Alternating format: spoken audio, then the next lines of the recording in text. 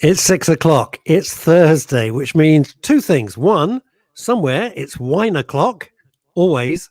And secondly, it's time for, I got to be honest, this is one of my favorite hours of the week. The ABC of CBD. Hello, everybody. I'm Russ Kane.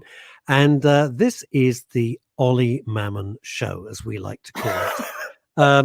He is, I've been saying this, a force of nature. It took months and months and months of chatting and everything to put this together. And it's just gone off like one of Elon Musk's rockets. It's just fantastic. I've learned so much. Everyone's been engaging like crazy. It's a lot of fun. Ollie, good evening. Hey Russ, how you doing, man? I'm good. I got Mini Schnauzer hoodie. I got my Mini Schnauzer hoodie, and today in the post, why I'm in an extra good mood, is my Mini Schnauzer face mask arrived from America. So I'm in a good mood. So that's all right. Ollie, over to you, because I like to go on the back burner with this for once.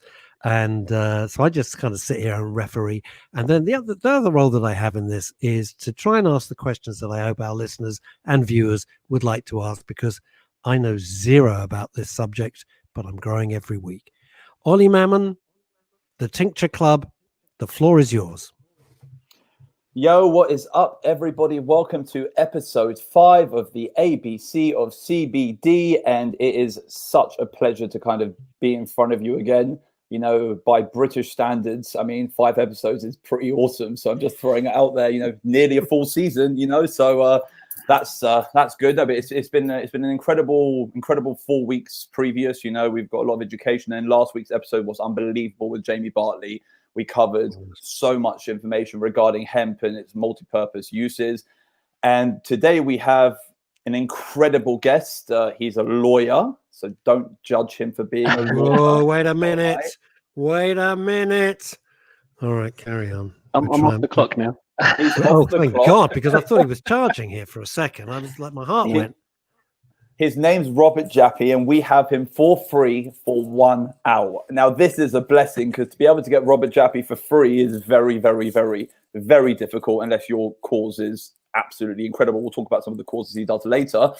Robert Jappi is what I like to call probably the only true cannabis lawyer in the UK. All right. So what you do have is you have a lot of lawyers who are trying to get involved in the cannabis industry. But I mean, ever since I remember being around people in this industry, I remember Robert being around. As in, I actually have such a I would say a strong bond with Robert that I don't call him Robert, I call him Jappi. And it's not legit, because I'll scream across like a conference center up here, "Yo, what's up, Jappi?" And it's just not legit. So, but anyway, so basically, Robert really is. His business partners are thrilled. The partners in his practice are thrilled when you do that. Yeah, Nathan's exactly. His name's Robert. You respect him, okay? So basically, Robert really is probably, by my opinions, the only true UK cannabis lawyer. Now, not cannabis lawyers and defending people on cannabis convictions, but an actual true understanding of cannabis law. And he's been doing this I met him probably 3-4 years ago. So, I mean, and he wasn't a newbie when I met him. He'd been involved, and there aren't many of him. So we're very fortunate to have him on board today. And we've got a range of different subjects we're going to cover. Number one will be novel foods, because we've been asked about that a lot.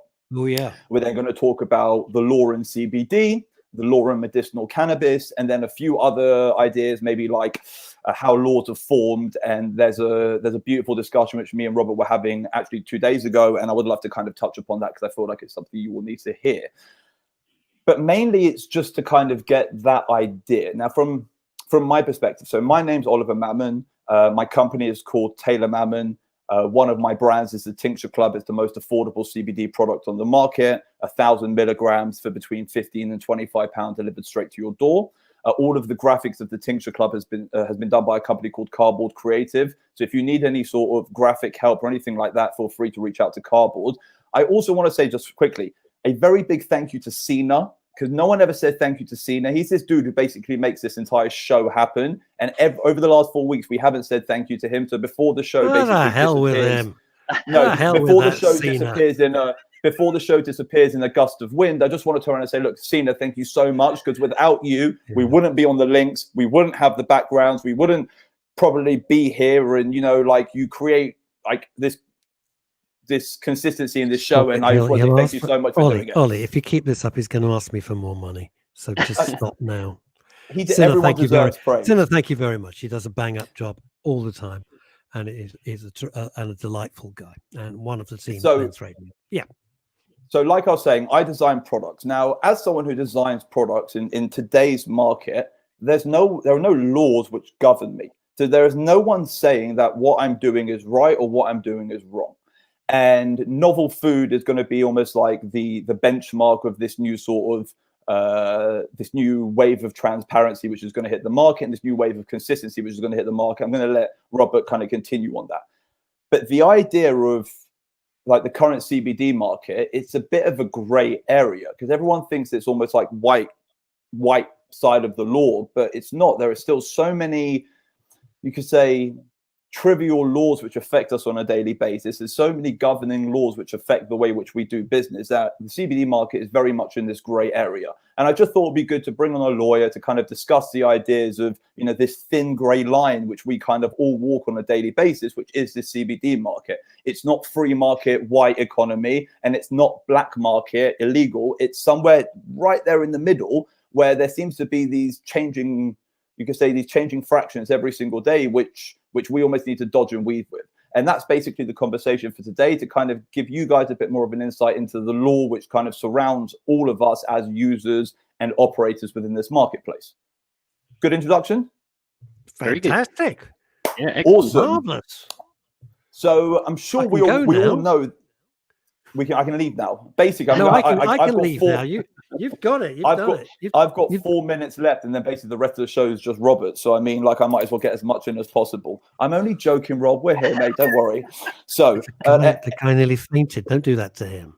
So listen, everyone knows that recreational cannabis consumption is an illegal activity, and we know it's heavily governed. Okay, but when you think about the CBD market, you have shops selling it, people making it, you have hundreds of thousands of people using it, but they're still creating laws around it. So it's a system which is already used and appreciated by millions, but they're in the process of almost reclassifying and regoverning. And it's a little bit confusing. It creates a bit of a minefield where you don't really know where you're going. And basically that's the general topic for today. So yeah, let's dive right in. Robert, tell us about yourself. Well, first of all, it's a pleasure to be here. So thank you very much for inviting me on today. And so just a bit of background about myself. In a previous life, I was a criminal defense lawyer, actually. But a few years ago, I took some time out to go and study a master's degree, and I ended up working at the same time for a charity called Release. So Release is a really amazing charity based in London, and they it's a drugs and human rights charity. So they campaign for the decriminalisation of drug possession. They think that cannabis use and drug use in general, in fact, should be a public health issue rather than a criminal justice issue. So that's where I sort of got my taste of drug policy work. This would be about sort of 6, 7, 8 years ago, and there was lots of legalization rolling out across the US. And it just dawned on me that cannabis is going to come to Europe eventually. It's going to happen. And that was what gave me the idea. I wanted to be the first lawyer to be involved in this industry. So that's what happened. So about 3 years ago, almost, I set up the UK's first dedicated cannabis law department, and things just snowballed from there. So the first time I met Ollie was at a conference, and I was sat. Ollie, you probably don't remember this, Ollie, but I was sat about 4 or 5 seats away from you. Oh my God, you poor bastard. Yeah, the first cannabis conference I'd ever been to.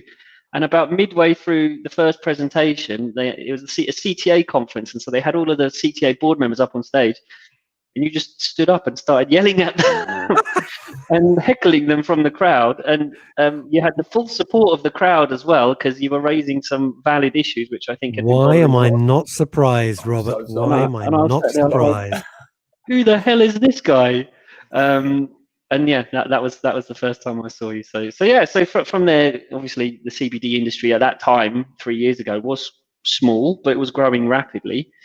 And And then obviously a few months after that, 9-10 months after that, the UK government suddenly legalized medicinal cannabis, much to everyone's surprise, and it just went crazy from there. So from about the end of 2018, all I've been doing is regulatory advice for the cannabis sector, for CBD businesses and for medicinal cannabis businesses. Yeah.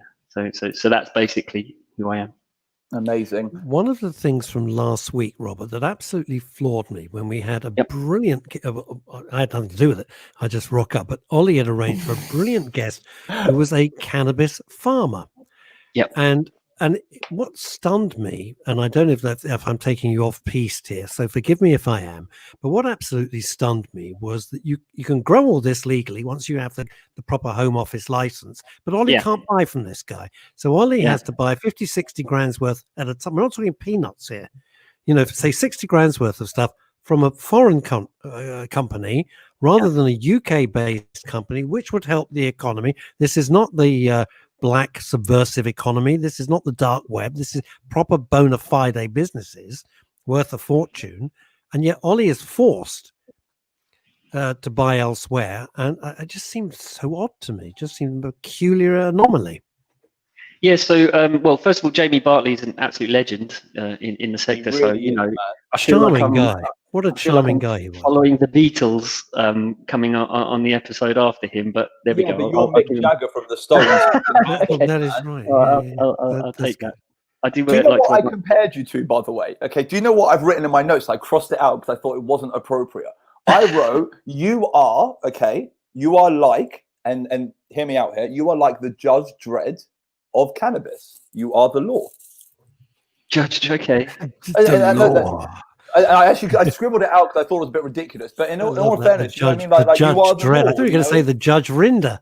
Judge Rinder. Judge. That would be better. Judge, jury, and executioner all rolled into one. That would be it. And Robert, you have a big fan suddenly mentioning you in Spain. Chrissy Holt. He looks too young to be a defence lawyer. Good looking. There you are. You've pulled in Spain. If you're ever passing through Spain, you've pulled. Let's get back on track. Okay. So carry on. So well, just going to the point that you made about Ollie not being able to actually buy hemp flower from Jamie, who is a licensed producer. So this is you can't actually make cannabis. Cannabis itself is not illegal. It's the actions and the activity surrounding it that can be prohibited. So the way UK law works, everything is allowed in this country unless specifically prohibited. So what Jamie Bartley is doing is he is handling a controlled substance, and he has a license to do that, whereas Ollie does not have a license to handle that controlled substance, which means that Jamie cannot sell to him. So rather than sort of looking at the cannabis itself as being the problem, it's the activities surrounding cannabis that actually are either legal or not legal. But what is strange, Robert, and you've got to understand, you've got to bear this in mind because you know this. So whereas I cannot buy a CBD extract, or a CBD flower from Jamie, I can still buy a CBD extract or a CBD flower. Yeah. And that's like the, I want to say the tease, because, it's the fact that like these laws are prohibiting you from doing something which you're actually legally allowed to do outside of these laws. Yeah. So you can order a kilo of hemp flower from Italy, and it's perfectly legal there, and they'll put it in the post, and it'll come into the UK, and maybe it will arrive on your doorstep, and you're fine, or maybe the border force will intercept it, and then you could end up being accused of importation of cannabis. And so you're absolutely right. The laws in this industry do not make any sense, and in fact, the way the CBD industry has come to exist is they've created a legal environment by stitching together different laws that were meant for other things. That's why there are so many grey areas, and that's why there are so many confusing aspects to it. And up until the introduction of novel foods, Ollie's absolutely right. It's been highly unregulated, and it's been good for a lot of businesses. But unfortunately, some businesses don't have the same standards that Ollie would hold Taylor Mammon to in terms of creating quality products. That's right. No, but it's true. But it's true No, because it's very true. that's And also, what there's no happened. understanding. There's no understanding out there. I mean, like most people out there, if they really wanted to, could make a CBD product. It's just about making a CBD product properly. Now, Yeah. the issue is that us being able to buy from local suppliers would actually, like I said, reduce our carbon footprint and also increase transparency. You know, when something's got to pass through several less borders and you can almost see it with your own eyes, it kind of makes it a little bit more real. Now, you know, we have this ongoing joke in the industry that a COA is not worth the paper it's printed on, because it's like the idea of a diamond or any other compound or any other you could say any other commodity which you can have tested for sale. You can take that certificate of test and almost attach it to any other commodity and say that this commodity and that certificate go together. And when you live in a world where you can actually do that, it doesn't give any security for the end user. And also for us as manufacturers, you know, very often, you know, we're given extracts which we're told are X and we believe that they're Y. And, you know, what do you mean by that, Ollie? I'm not so, for following that example, we're given an extract which we're told that it's you know, a 95% distillate. All right, and we just know from looking at it, we know from the consistency, we know from what other 95% distillates have looked like, we know that this is not a 95% distillate. So what we do is we speak to the farmer, like, look, we're not happy with the, you know, we're not happy with the sample you've given us, so we're not going to do it. If something usually looks too good to be true, it usually is. And in this industry, there's a lot of, you know, the whole industry is based on trust. I've actually got that written down on the first page. You know, who's there governing? No one. What is the governing law? The governing law is trust. You know, when the governing law in a world is trust, I mean, it doesn't really leave you much room. You know, I've got no interest in deceiving anyone. I do very well for myself, and I do well for myself because I have these laws which I stick to. They're like my shield of honesty that I kind of hide behind. It kind of gives me this ability to stand up here and talk without ever feeling under pressure. A lot of people out there are just thinking of the money. And, you know, when you can make a CBD product for £3 and sell it for 60 and you're making 2,000% on your investment, you know, you're like, all right, let's cut the corner. If you can make it 20% less and therefore you're making 20% more and therefore you're not making 60, you're making 70, 80, you know, why wouldn't you do that? You know, like in terms of like if you're there for money making, sorry. Yeah, so you can imagine if you're having these kinds of problems in your supply chain, Ollie, so even your suppliers, you know, you've had situations where they're giving you something that is not what they're saying it is. I got sent an illegal extract last week by someone from America. And literally, and the thing is, I said, I can't have anything with THC. And they sent me something on the certificate of analysis, 10-gram sample, 6% THC. I was like, well, that's going straight in the bin. Do you know what I mean? I literally messaged you. I was like, bro, what are you doing? He goes, oh, no, I sent the wrong sample. I go, you're mental. You're mental. Yeah.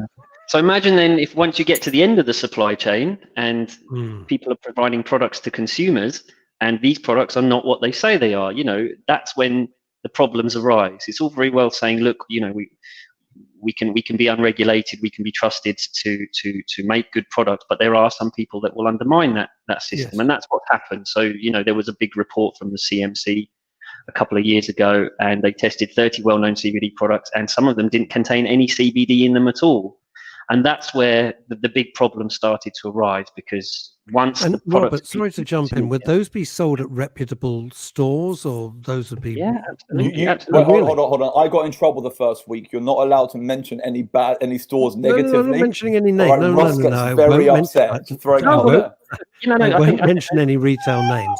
But I'm talking about what one would class as a bona fide store that's selling other things as well. You could have Holland & Barrett or Boots or somewhere like that. They will have been stocking some of these products. So obviously the CMC, they were well advised by their lawyers as well. They did this report, but they didn't name and shame these brands in their report because they, much like you, Russ, they were probably afraid of litigation. But what they did... And I think we have to say, sorry, Robert, being an ex-lawyer myself, but I think we have to say that that these bona fide firms, such as Boots, such as Holland & Barrett, which are very reputable, would have been stocking these in error. Because I'm assuming, as far as they know, it is what it says on the tin, as I like to say. But in fact, the supplier has been rather naughty. Yeah, so look, I think credit to Holland and Barrett. What Holland and Barrett have done is they have established a position where they are very happy operating in a grey area.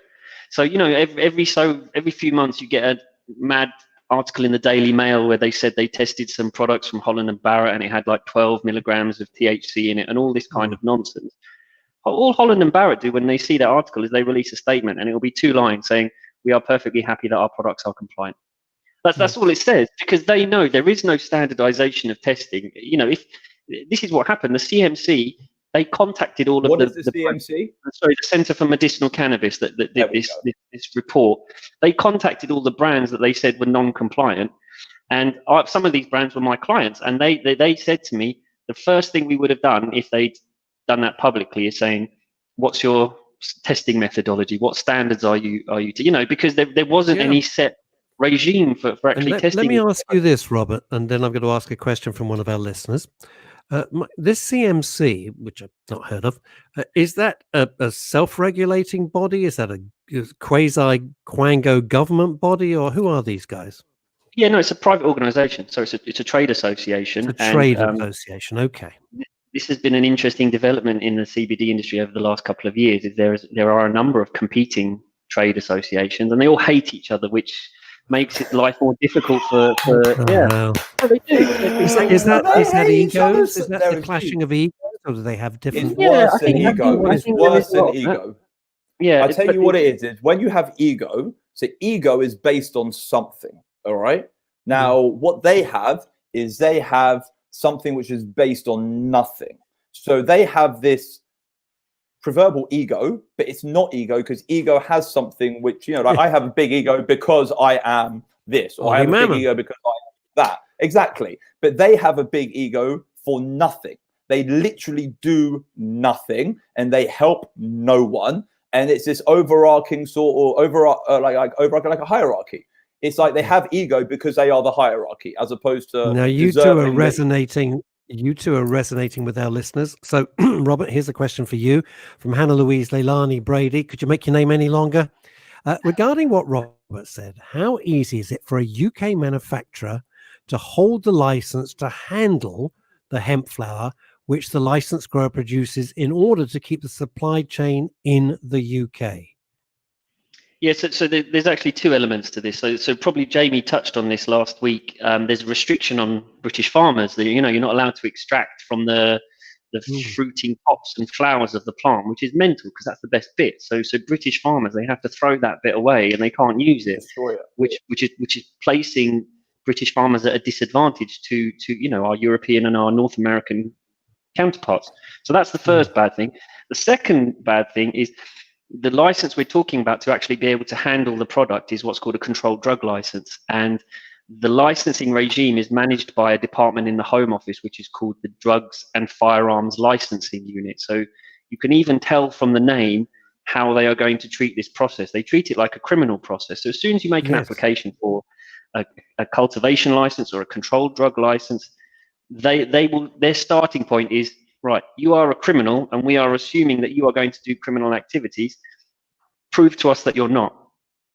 And this is what is holding up this industry in the UK, because, you know, you have legitimate businessmen like Jamie Bartley who are being hampered by this overbearing licensing regime, when instead companies like Jamie's should be being supported by regulators and helped to grow and increase and that sort of thing. So hopefully we'll see some changes here in the UK soon. You know, there's lots of good organisations working hard, first of all, to help British farmers be able to utilise the whole plant. But I think the whole licensing regime needs a big overhaul. Robert, the analogy that Ollie gave last week, I thought was fantastic, and I've been thinking about it for an entire week. It was as though if on my balcony I grew mint, I'm perfectly entitled to grow my mint in a little trough on a table. If I take that mint into my kitchen and make mint tea, that's now illegal. If I was to, you know, obviously it's not, we're talking about mint, but that's the same analogy. Yeah. But we're talking, it seems completely bonkers to me. Yeah, and that understand it. is because it is very, very underdeveloped. So like I said, you've got so many different regulators that are covering bits of the industry. So you have the Home Office, you have the Food Standards Agency, you have the Medicines and Healthcare Regulatory Authority, and there's no joined up approach here. So I mean, ultimately the best solution would be a department, perhaps in DEFRA or somewhere, that was specifically to govern the cannabis industry and governed all aspects of it. But I can't see that happening anytime soon. So unfortunately, we're going to have to make do with this sort of patchwork. Well, I'm assuming this is just going to grow, this business. This is not going to go away, is it? This business is going to go through the roof, as in like basically. So the view of the UK in this actual cannabis world of ours is that there's a lot of fear.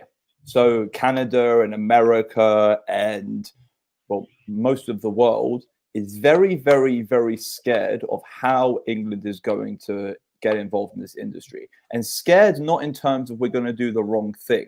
It's scared because they're scared that England's going to do the most capitalistic right thing. Now, if you look at every medicinal system around the world, they're all different. Canada, America, Germany, Holland, Israel, they're all completely different. Israel runs through doctors and pharmacists. America runs through privately owned dispensaries, which had to be licensed, but the products inside didn't. Now the shops don't have to be licensed, but the products inside do. Okay, and then you've got in Canada, you've got a bit more of a controlled system where they're actually controlling the supply of actual stock, which is going onto the marketplace. But what you do have in America and Canada is you have free market economics. So me as a user can go and buy whatever medicine I want. Whereas in Israel, you get the prescribed strain or the prescribed product for you. So let's say you're an anxiety sufferer in Israel, you're more likely to get something which is beneficial for your anxiety, as opposed to sending you into Charlie's chocolate factory and say, go pick something for yourself. Now, the view of what England's trying to do from an outside perspective, from almost a cannabis perspective, is that England's trying to make itself what they call a shoring destination. A shoring destination is, what it sounds like. It's where everything comes into to go out of. And there is this global fear that England is trying to position itself almost as the center hub for cannabis business, as opposed to positioning itself to provide a cannabis product to its end users and to its population. And that's the fear kind of coming from the marketplace, because if not, the market would already be open.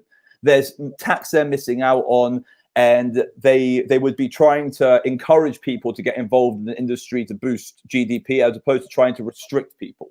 Now, there's this view from the marketplace, very, very, very much from the green, from the green grassroots of this industry in America, in Spain, in Holland, in Israel, that sees the UK almost being quite cunning in its approach to medicinalizing cannabis. And I don't personally think it's going to be, for the people, which is kind of sad. I feel like the UK cannabis market is literally going to be for the buck, because, why else would we be so late to the market? If it was for the people, we would have done it already. Like, we're the only country in the world which has a legal marijuana system, a legal cannabis system, but you can count the amount of people who get cannabis on two hands. I mean, like, there really aren't that many patients, and patients who actually get government prescribed cannabis, there are zero. So it's just, is that actually so zero? Actually zero. What government prescribed, as in like paid for by the government, there is zero. It's all private. Okay. Unless I'm wrong. Am I wrong? Am I wrong? No. It's a form of financial discrimination, effectively. So only those who have access to personal wealth or are able to raise funds can actually fulfill a private prescription, because it's a substantial amount of money every month, 800, 900, £1,000 a month. It's insane. The vast majority of people cannot afford that, which is a shame, because there's so many people out there that do want access. Robert, sorry, I'm lost again. What would be £1,000 a month?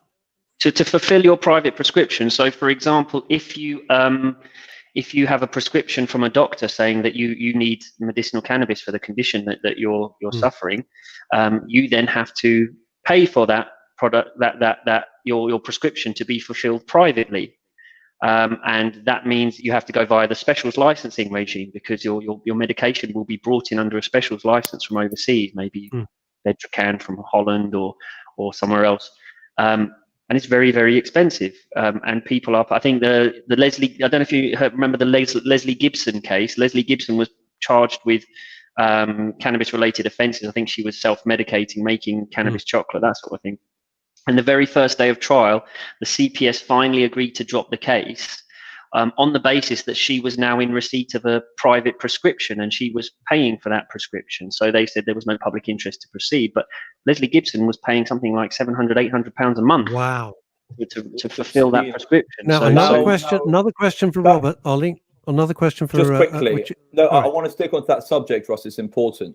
So, do you know how much she's buying for that £800 a month? Or do you know I don't actually know, but I mean, I can imagine the margin on it must be insane. It's so important because this is one thing we don't seem to be able to find out is what are people actually getting for these obscene amounts of money? Because if you can figure out street value versus pharmaceutical value, it should be relatively on par. The street value of products is not cheap. You know, when you're going to the legal market, it's not given to you, it costs money. So it'll be interesting to see what the correlation in prices is. We actually have a patient coming on, someone who's actually been prescribed cannabis for his Crohn's, and he'll be a guest in like 3 weeks time. So I'm sure we'll get more information there. And next week we also have a guest. We have Dr. Leon Baron. He's going to be our guest next week, so we can talk more about medicinal cannabis and the CMC and stuff like that next week. Let's look at the legal aspect. While we've got Robert, let's look at the legal aspect. Exactly. So this is another question coming in. Hannah Louise Leilani Brady. So if I'm understanding, oh, thanks, Sinner. If I am understanding correctly, despite CBD being a legal substance, is it still upheld to the same laws as cannabis on a whole? Robert? No. So once you get your extract from the biomass from the flower material, it becomes a different product, and it will be the composition of that product that will define whether or not it is controlled.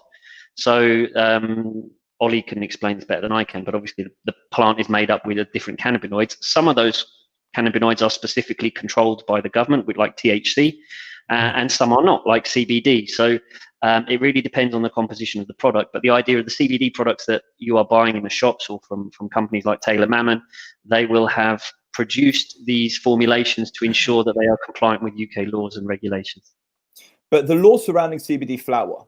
Okay, so let's focus back onto CBD flower, because this is quite important. I want to do this for like 5-10 more minutes, and I want to move on to that other discussion which we're talking about. So the laws around CBD flower. You have CBD flower in the UK. If I'm caught with a kilo of CBD flower in the UK off the plant, or I'm caught with a kilo of CBD flower in the UK on the plant, and I haven't got a, what's the prosecuting difference? As in, how is that viewed? And then in comparison, let's say if you've got an ounce of CBD flower off the plant and you have an ounce of THC flower off the plant, and you get caught with it, what are the legal implications? So the thing with CBD flower is that it is low in THC, and THC is the cannabinoid that is controlled. So a lot of people have been sort of going around thinking, well, you know, it's perfectly fine to sell hemp flower because it's very low in THC. Nobody can get high off it, and therefore I'm not doing anything wrong.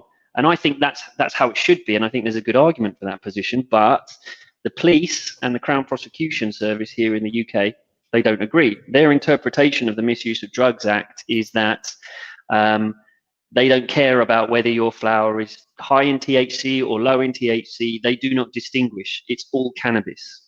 So currently, although there are lots of businesses that are selling hemp flower, it's a high-risk activity, because you're not just at risk of the regulators intervening, you're actually at risk of the police kicking your door in at 6 a.m. and arresting you. And then, if they can secure a conviction, whether it be for cultivation of cannabis or sale and supply of cannabis, if they do get a conviction, they'll then come and take all of the profits and the proceeds that you made from that business activity. So, you know, people have been selling hemp. Right. Yeah, absolutely. And I think actually that's why we're starting to see an increase of police activity intervening in hemp flower businesses, because they know we can get a conviction and then we can go after all of the money that they've made in the last 2, 3, 4 years, however long the business has been running. So I mean, it's a really sad. It's a sad situation. Robert, it's literally insane. I mean, like just think about it. I can go online. Okay, I go online. I can fly to America. I could call America and I can buy a kilo of extract which has been extracted from CBD flowers from a hemp plant. Those CBD flowers might have come from Eastern Europe. They might have come from America, Canada, South America, wherever. Extractions happen in America, and they've created this illegal product. Okay, but it's not legal to create it here. So theoretically, the same laws apply. They've created this illegal product, which then automatically becomes legal. It's just insane, the fact that you can't do it here. It just doesn't make sense. I would get it. If, let's say, if the extract was also banned, you know what I mean? If everything we were doing was fully illegal, I would understand it more. But my head can't seem to get my head around. You can buy beer, you can import beer, you can make beer in Germany, but if you're seen growing hops and making beer in the UK, you're going jail. But you can drink it, and you can sell it, and you can own it, and you can have 50,000 million pounds worth sitting in your basement, but you can't be seen making it. And then mental. Bear in mind that when licensed, with the license, you can't be seen. Difference with hemp flower and beer is, hemp flower, nobody's getting high off it.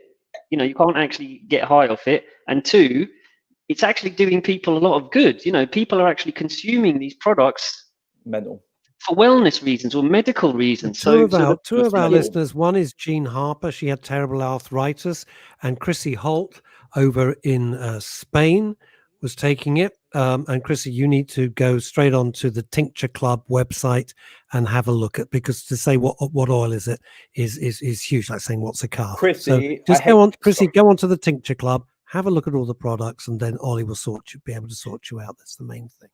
Yeah, Chrissy, I hate to tell you, it's physically impossible for your cannabis oil to have been 100%. I'm really sorry. Okay, I mean, like 100% cannabis oil. Well, a cannabis oil is not a cannabis oil is like a soup. You don't really know what cannabinoids are in it. So let's say if it was a CBD oil, 100% CBD oil will either be a hard resin or it would be like a powder. Do you know what I mean? Like, it's physically impossible. So I know you like I would love to see a picture of the bottle you bought. The Tincture Club is 1,000 milligrams in a 10 ml bottle. So it's a 10%. Every drop is 5 milligrams. So I would say, just work your dose out from there. Can you send out to Spain, Ollie? Just there you are. Look, Chrissy, just hook up with Ollie and he'll sort you out. I guarantee it. Brilliant. I guarantee it. Now, and use the Men's Radio code for a discount. Absolutely. Now, Robert, presumably there's pressure groups led by good folk like Ollie Mammon, etc., saying, look, government, A, this is bonkers because it makes no logical sense, but B, you are missing out on a huge revenue stream, which the growers and people like Ollie and our last week's guest are perfectly happy to pay. It's legitimate business. I don't get it. Yeah, so look, Russ, you hit the nail on the head. The really important thing here is public opinion, okay? So back in 2018, when the Home Office legalised medicinal cannabis here in the UK, that was off the back of a huge media campaign that was on the front page of every newspaper in the country, and it was to do with these mothers who were trying to get medication for their children, and they had epilepsy. And so these mothers would go to Holland and they would go and get their medication, and then when they come back into the UK, the border force would stop them and seize the product from them.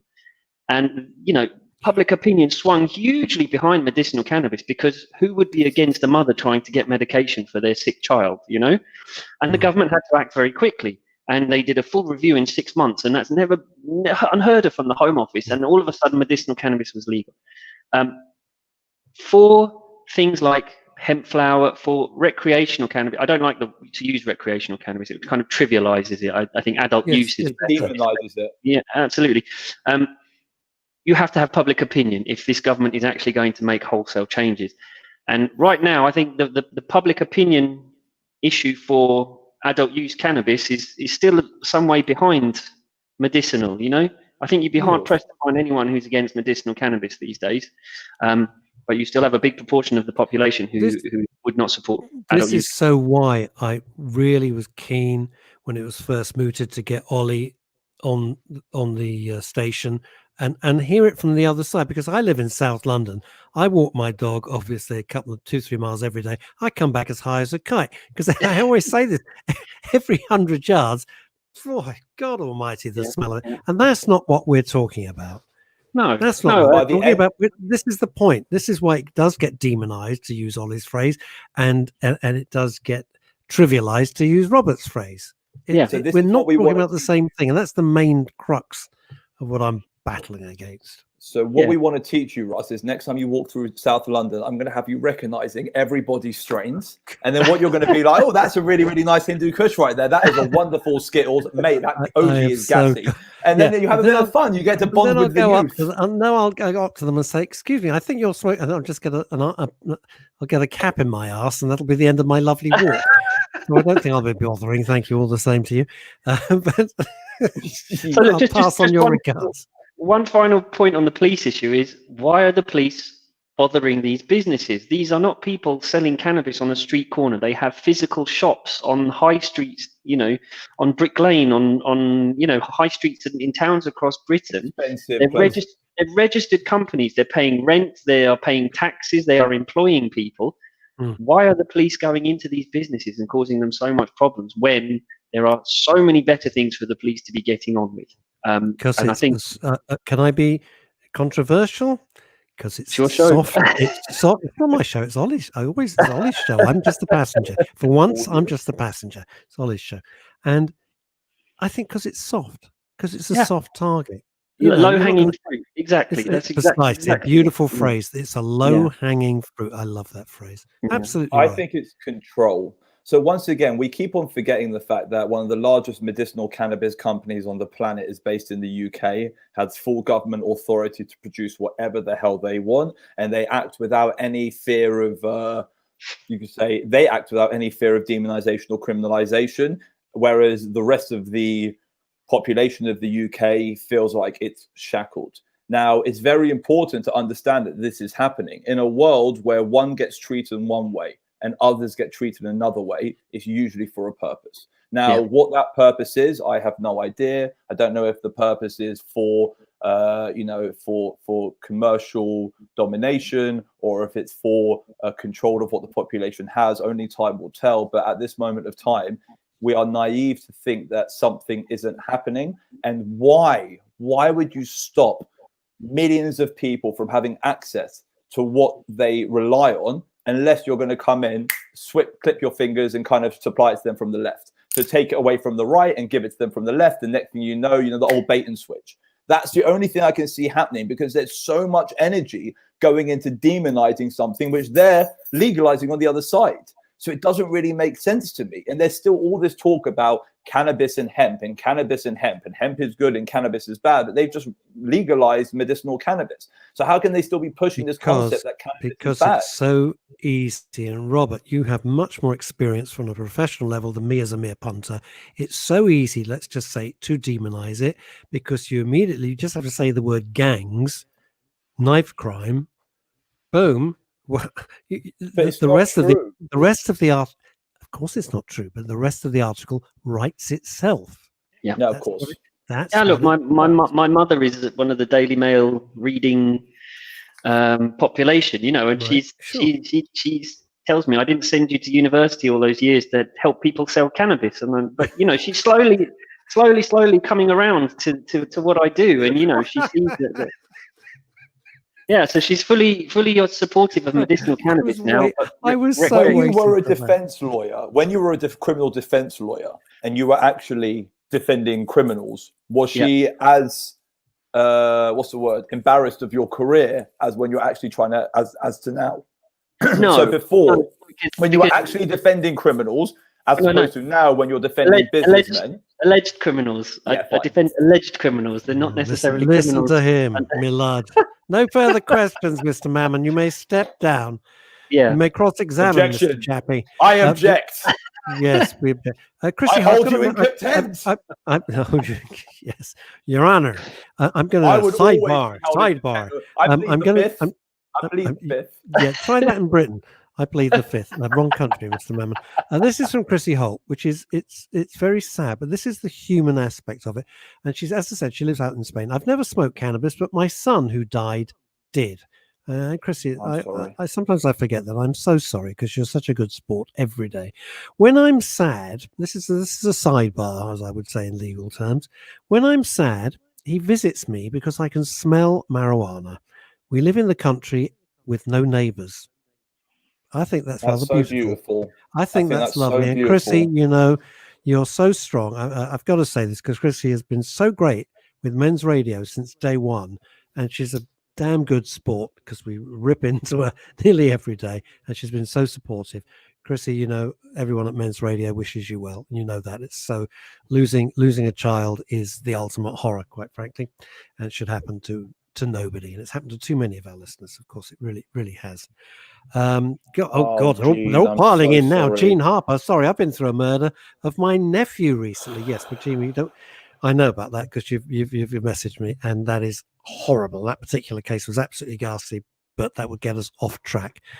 Gene, we wish you well. Guys. We wish you well as well. So, Robert, I've just got to ask. It's yeah, you know, have a little. This is a little glimpse into men's radio, because all human life is there, and it's people who are sharing things, which is why they're very interested in what you're doing, Ollie.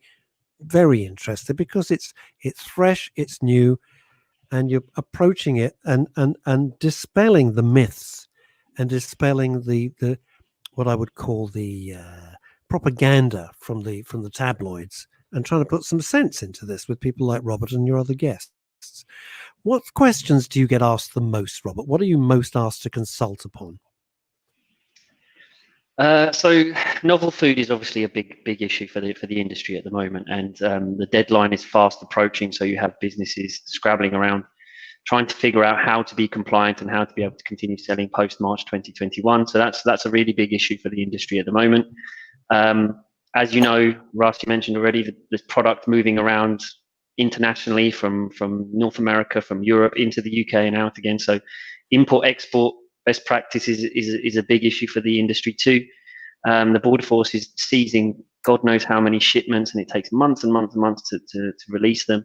And then I'm fortunate enough to do a bit of pro bono work for an organization called the WTU, and they have a range of goals in relation to adult use cannabis. And so we're currently seeing if we can challenge the current prohibition on adult use cannabis.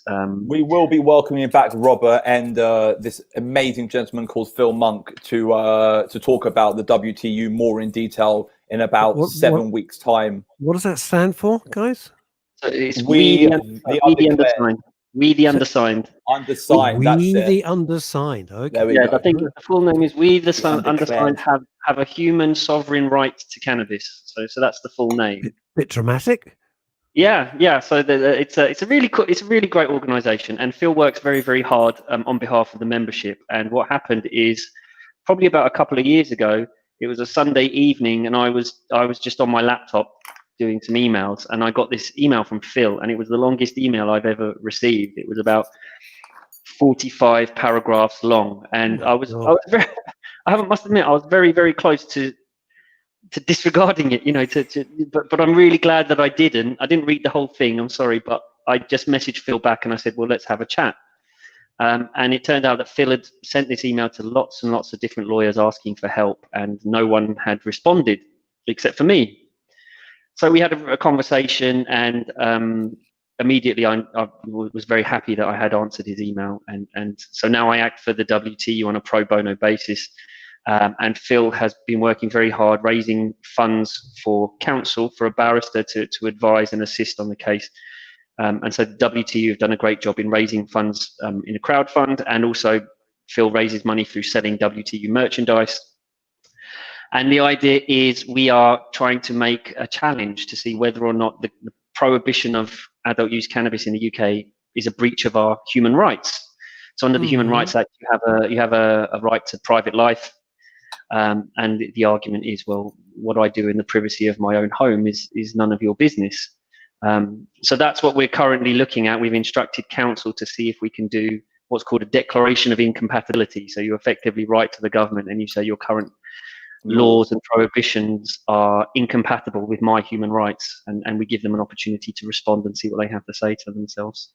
And incompatible with the moment, because this leads on to the other conversation which we're having, which I really want to touch upon before we finish.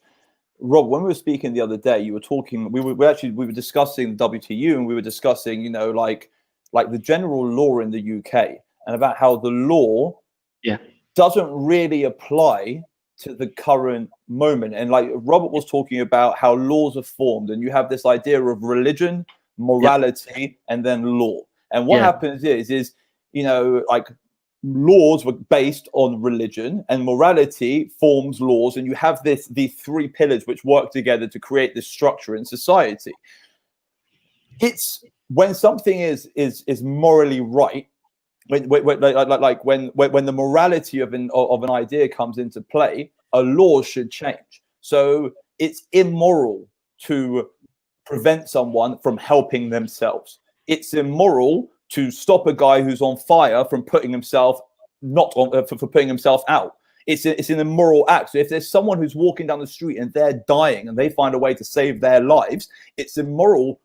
It's our moral obligation to be able to provide that individual with what they need to save their life, or to enable them to find what they need for themselves without us intervening, whether it's legal or not. In Judaism, there's this law that if you see a man about to stab another man, your job is to protect the man who's about to be stabbed, no matter what he's done. It's just it's like the right to life. It's the right for someone to live, and it's the right for someone to live without fear. And it's that idea, that mentality. And like Robert was talking about this, and I really kind of want to talk about this for like our last 9 minutes, because it's so important. The way he was saying it was 10 times better than the way I said it. So shoot. Yeah, so it's the philosophy of law. Where do our laws come from? And the way that they are created is it started from religion. So religion creates morality. So religion gives us our morals of the day, of the time, and then our laws are made following that morality. Now, as time progresses, what we consider to be moral and immoral changes. So, for example, you know, however many years ago, homosexuality was illegal, and now we all know that being gay is cool, and we're all fine with it. So the law changes because it doesn't reflect the morality of the time. Owning slaves was legal once. Now we know that that's a terrible thing, and it, you know, should never have ever happened. So the law changes, and this can be applied to cannabis. You know, cannabis was considered completely immoral, and so it would full prohibition. No adult use cannabis, no recreational cannabis, no medicinal cannabis. And as our morality is changing, and we're actually realizing, hey, hold on, this isn't such a bad plant. It's actually a really great plant, and it's doing a lot of amazing things, and it's helping a lot of people. The law has to catch up with the changing morality of the day. So that's what we're seeing happening now. People are realizing, actually, our laws are not right, and they do not match up with our values and our morals as a society. And as Ollie says, depriving people who are unwell or have medical conditions that could be treated by this plant is morally wrong. It's morally wrong. And that's why the law needs to change to allow people to have access to hemp products, THC products as well. Let's go back one step. Hang on one second. I just want to ask. Let me ask Robert a question, if I may be so bold. Of course you can. I'm so sorry. No. It's I just want to act as devil's advocate. I just want to act as devil's advocate for a minute. Yeah. Do you think, and I don't know the answer, so it's not a pejorative question. Okay. Do you think that the powers that be, whatever the lawmakers, feel that one, that cannabis, if just smoked as a joint or whatever, is a gateway drug, and two, that is the chink. No, let me finish. And that is the chink in the dam, the little thing in the dam. And suddenly everyone says, well, you know, if I want to smoke crystal meth at home, it's none of your damn business. Alcohol's the gateway drug. I've never known any, like seriously, you go out, you go drinking, people do drugs. That's what happens. You drink alcohol and people do loads of drugs with their alcohol. It's very, very rare to see someone in a pub. Not everybody. I am capable of going out and having several drinks and not, you know, sitting in the corner shooting up. I think as a 30-year-old, I've seen more friends mix alcohol and drugs than mixing cannabis and other drugs, or cannabis and alcohol. So in order for there to be a gateway, there needs to be a progression. So the gateway means you walk through one hole into another hole into another hole, and the whole idea is they carry on from each other. So if you are chilling at home smoking cannabis and then you end up in a back alley injecting crack. There are several things which have happened in the middle of that, which have taken you from your nice warm living room to your dark dingy alley. Now, if you're in a pub drinking alcohol, the alley's only around the corner. Do you understand what I mean? If you think about the logic behind it, alcohol is the gateway. Alcohol, I drunk before alcohol is the gateway for everything. I had a drink before I had anything. Do you know what I mean? Alcohol is the gateway for all criminality. So we've got, with 5 minutes to go, while we've got Robert, that was so. Yeah, Robert didn't answer the question. Milan. Yeah.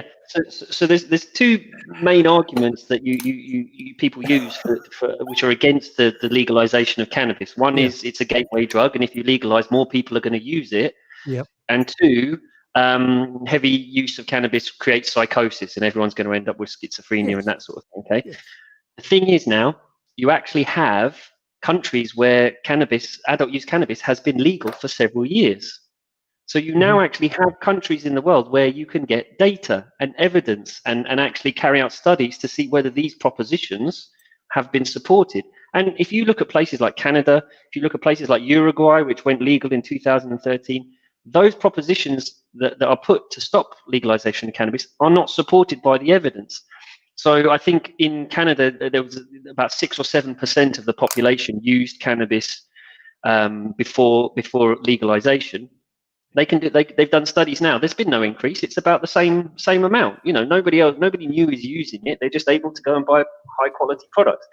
And in fact, you can then look at other areas of society which have been impacted by the legalization. And in fact, most of the studies will support it because, there's been a reduction in street crime because you are taking this illegitimate criminal activity. Industry, and you're making it legal overnight. So people don't have to go and buy cannabis from street corners. They can go to a dispensary and pick their products and what they want. And the person being caught on the street corner with the cannabis no longer goes down as a statistic because what they're doing is no longer illegal. Yeah, they can have a job in the dispensary. On the psychosis part, again, my understanding is that street weed is very, very high in THC. You've got incredibly high levels. And yes, that, heavy use will affect people's brains. Right. If you legalize and regulate, you can actually keep that THC level and you can enforce it to make sure that it's at a more reasonable level so people are still getting the enjoyment from it, but they're not overdoing it with that sort of thing. So a lot of these arguments they use to stop legalization of cannabis. When you actually look a bit deeper, these are actually arguments for the legalization of cannabis. It's just there are a lot of agendas out there that people will manipulate these types of arguments to stop. It's always been my argument. I mean, I have to agree with you, Robert, because it's been my argument. People say they should ban cigarettes. I said, brilliant, because every cook in the world will be selling cigarettes, and the NHS, as we know, if it didn't have the income from tax of cigarettes, would be even a worse state. I mean, there's the ultimate irony for you, the ultimate irony, if you like. Okay, fine. Thank you very much, Ollie. We've got a couple of minutes. Go on. Fine. So, I don't know. I thought you were going to go in with a longer point there, Russ. You kind of just started. That was my point. Beautifully argued and beautifully countered and explained by Robert. That's why he's top bloke. By the way, Robert, I'm going to be very, very cheeky here. If people want to get hold of you, I'm not touting for business. How do people get hold of you? Tell us a little bit about that. So I work for an amazing firm called INCE, INCE, and I joined them in February, so it's been a bit of a crazy year with coronavirus hitting. And I was in the office for a grand total of about 7 weeks before we all got sent home. But it's a fantastic firm. It's an international firm, and I'm a partner there. And what happened is INCE came to me and said, "Look, we've seen what you've been doing in this industry. We think this is really exciting. We think this is an industry that's here to stay, and we want to be involved. So come and do what you've been doing on the bigger stage with the big name and the reputation behind you." And it was just the best decision I've ever made to join them. They've been incredibly supportive. They really, really open and giving me everything that I need to carry on what I've been doing. So it's been great. So now, I don't know if Nathan's being cheeky or if he's being serious. He said, get 10% off Robert's fee using Tincture Club 10. I suspect he's being a bit naughty there. Yes, Nathan, that's amazing. Nathan's my business partner. Of course he's going to say that. I think, Nathan, you might Robert's obviously going to give us 10%. I'm happy to honour that. You got my. Yeah, I'm on record as saying, yeah, that's fine. Oh, would No, you but really? he really is a great that's lawyer. magnificent. He really is a great lawyer. Okay, and I'll be honest with you, we use him. And whenever I have a little issue, I call him. And to be honest with you, just before doing the show, I actually called him up and I was like, Rob, what if I say something like really messed up? No, like you'll get a letter from the MHRA. Call me on. We'll go through it on the show. So he really is an incredible lawyer. Please, if you need any advice, reach out to him. And you know, you've been an incredible guest today, man. And I know we're going to have you back again in a few weeks' time with Bill Monk. It was really fun. And, honestly, Robert, you're amazing. Robert Thank you Jaffe, thank you so so much. much. Ollie, My you pleasure. force Thank you of so much for nature, having thank me. you so much. I don't know where the hour's gone, but that's it, gang.